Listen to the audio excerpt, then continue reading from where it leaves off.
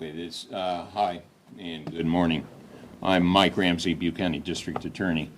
Last night was an extraordinary event in our small town of Oroville, a mass shooting, something that we have not had in this community. It occurred on a bus, and we are going to be hearing today to give a kind of synopsis of what happened last night, starting with the Oroville Police Chief and City Administrator, that is Bill Lagrone, L-A-G-R-O-N-E, and that will be followed by our Sheriff, Corey Honey, H-O-N-E-A. So we'll start with Chief Lagrone and as to what happened starting last night. Thank you, Mr. Ramsey. Thank everyone for being here. I appreciate that. It's a sad situation and a dire one, but thank you for being here and for us to get this information out to our community. Last night at approximately 19:33 hours, which is 7:33 p.m., the Oroville Police Department received a call of some sort of a dispute on a bus that involved firearm and the discharge of a firearm on the bus. Officers were immediately dispatched to the AMPM located at Orodam and Feather River Boulevard in Oroville, California. Upon their arrival, they located the bus, which was around behind the AMPM, which is the normal drop-off spot for the bus. They arrived on scene at 7:34, which is approximately 1 minute after receiving the call. At the same time, simultaneously, the Sheriff's Department was also responding to the call to assist the Oroville Police Department. The request for assistance was made, and the dispatch center of the Sheriff's Department was also monitoring traffic and understanding the magnitude of the situation, immediately dispatched their deputies to the area.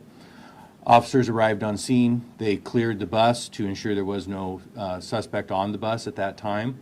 They located several victims inside of the bus. They immediately began to secure the area, to locate witnesses, to secure any evidence that is there, and also began treatment of the individuals that were hurt. But they also began a search of the area for the suspect. The suspect was seen fleeing the bus in a southbound direction, which was headed toward a shopping center, to an open field, and then eventually to Walmart. At approximately 1954, which is 7:54 p.m., the suspect was located at the Oroville Walmart. Deputies immediately diverted to that area and detained the suspect at the Walmart in Oroville. And with that, I will hand it off to the sheriff, who can give you more detail as to those events. Thank you, Chief Lagrone. I appreciate that. Good morning, everyone. As you know, my name is Corey Honey, and I'm the Sheriff of Butte County. I'm going to take my mask off so that people who have a hard time hearing these events are better able to hear me. So as Chief Lagrone said, the Oroville Police Department received 911 call at around 7:30 last night from a Greyhound bus that was parked at the AMPM Market on Orodam Boulevard in Oroville. The reports from that bus was that there was a shooting taking place there.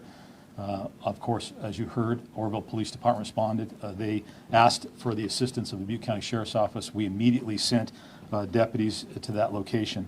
As our deputies were responding to that location to assist, 911 calls started to come into the Oroville Police Department indicating that the suspect involved in that shooting was now in the Walmart located about a half a mile south of the AMPM where the shooting originally occurred. Our deputies, as well as allied law enforcement agencies, immediately diverted and went to Walmart. Upon entry into Walmart, our deputies, accompanied by a warden from the California Department of Fish and Wildlife, encountered a subject. At that point, he had no clothing on, was acting in an erratic manner. Our deputies recognized or identified him based on the description that they had received, coupled with the behavior that he was exhibiting, and immediately were able to take him into custody without further incident or the use of any kind of force. So from that point on, we began to work the investigation in conjunction with the Oroville Police Department and the Butte County District Attorney's Office. We have a very good tradition here in Butte County of working these cases collaboratively, and last night was certainly no different. What we were ultimately able to piece together at this point, and let me preface these comments with, this is still an active and ongoing investigation. There is still information that is being gathered and data being analyzed. There is information that we have today that we're not going to release today because it's not appropriate at this point in time. So we're going to give you an overview. I recognize that you may have questions, but understand that the integrity of the investigation is very important, and we may not be able to answer questions.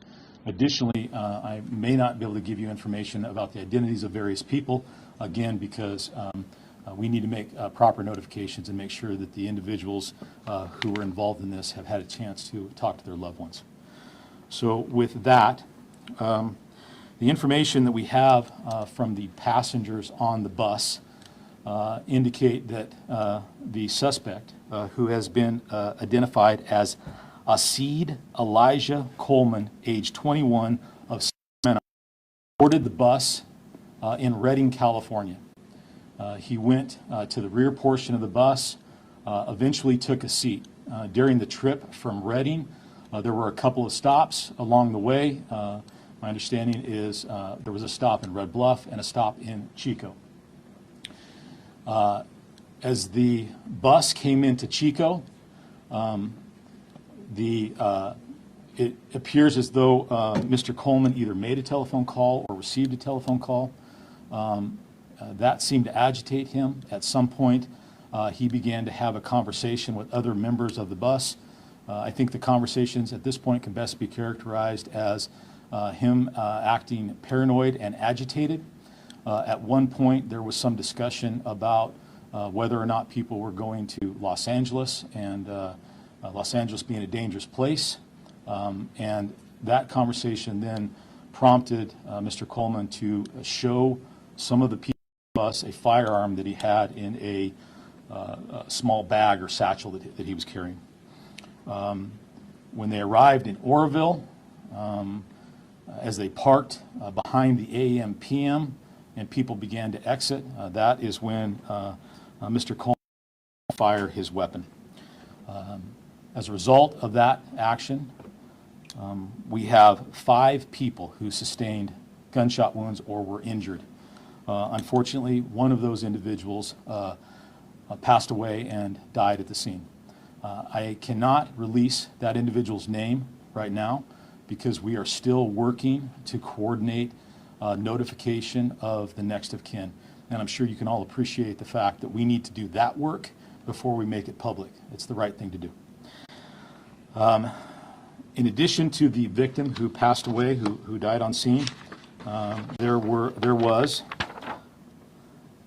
an 11-year-old girl. She was ultimately transported to the hospital and treated, and the report that I have is that she is currently in stable condition. There was a 25-year-old female who was pregnant, or is pregnant, I apologize. She sustained gunshot wounds. She was also transported to the hospital. She's been treated and currently listed in critical condition. There is a 38-year-old male. He sustained a minor injury. Ultimately, he was treated. His condition is good, and he's expected to be released from the hospital. There is a 32-year-old male sustained multiple gunshot wounds. He was transported to the hospital, underwent surgery, and currently is listed in critical condition. Again, I'm not prepared to release the names of those individuals because they need to coordinate, and we need to coordinate to make sure that their family members are aware of what's going on. The information that we received, as I told you a moment ago, was that the suspect fled the bus right after the shooting occurred. We've been able to retrace the suspect's steps. It appears that he ran south across Orodam Boulevard through a commercial area with some stores.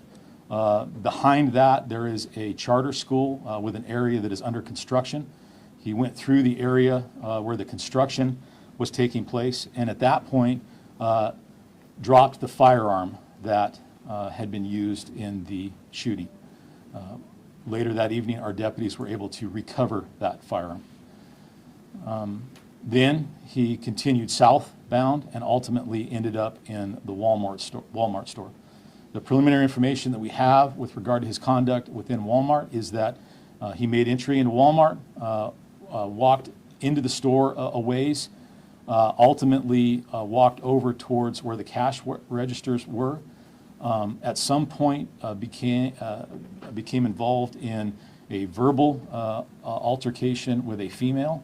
Her boyfriend was there, and then that resulted in a physical altercation. That was broken up, at which point he moved to the front of the store, began to remove his clothing, and that is when, at about that same time is when our deputies arrived on scene and were ultimately able to take him into custody.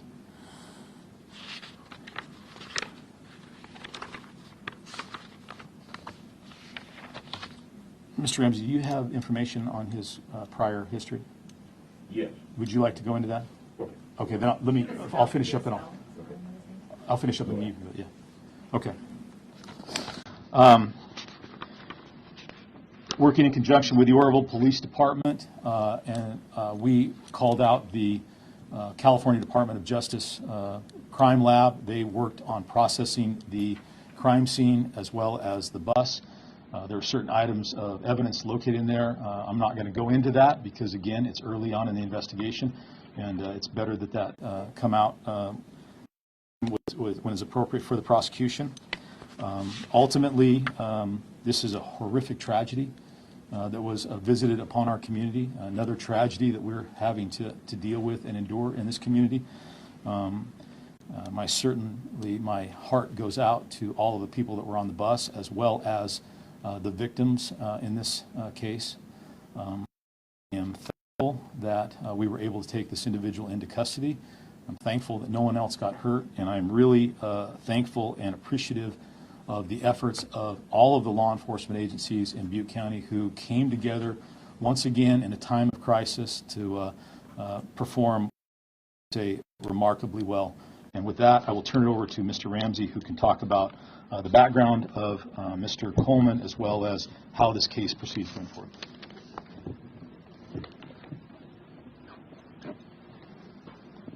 Mr. Coleman's 21 years old.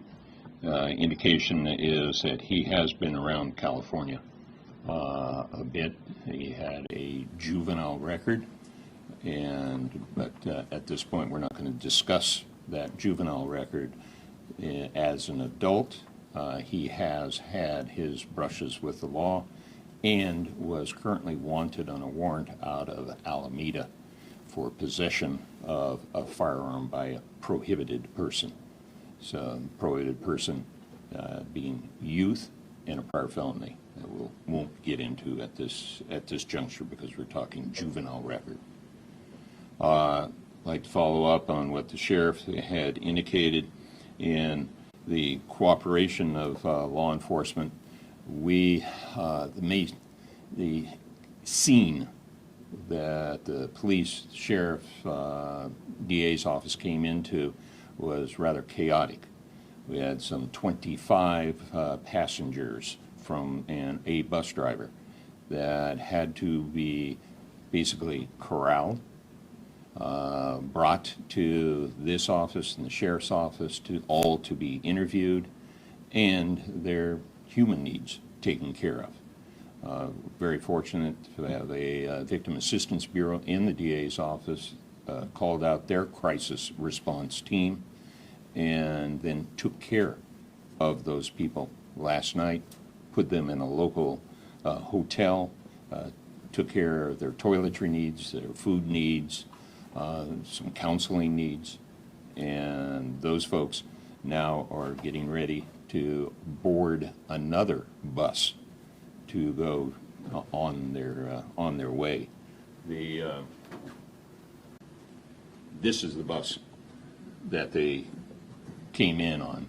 And you'll notice this is a bullet hole through that windshield. So kind of the logistics of getting all of these people and their luggage all back together, and now on their way back on a bus to LA has been somewhat extraordinary.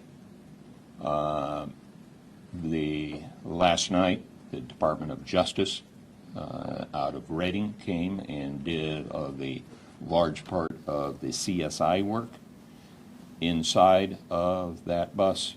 The Department of Justice criminalists did find some casings, empty casings, and the indication is they have found 12 9mm expended casings, which was consistent with what we heard from the witnesses of somewhere north of 10 shots. So a lot of shots. And inside of that bus, a lot of shots through seats towards the front of the bus. Anything that you want to add before we take questions? Yeah, I'll just make this note that what we will probably do once we are satisfied that we have made the proper notifications to the victim's next of kin as well as family members, then we'll probably release the name of the decedent through a standard media release. But that work needs to be done before we do that. And so that's all I wanted to add to that. I guess with that, we can take some questions. One final question here, Stephen. It's our intent, the man was taken into custody last night, Wednesday. It's our intent to see if we can get together all of the information necessary to file charges against him, and that would be at 3 o'clock tomorrow in Butte County Superior Court.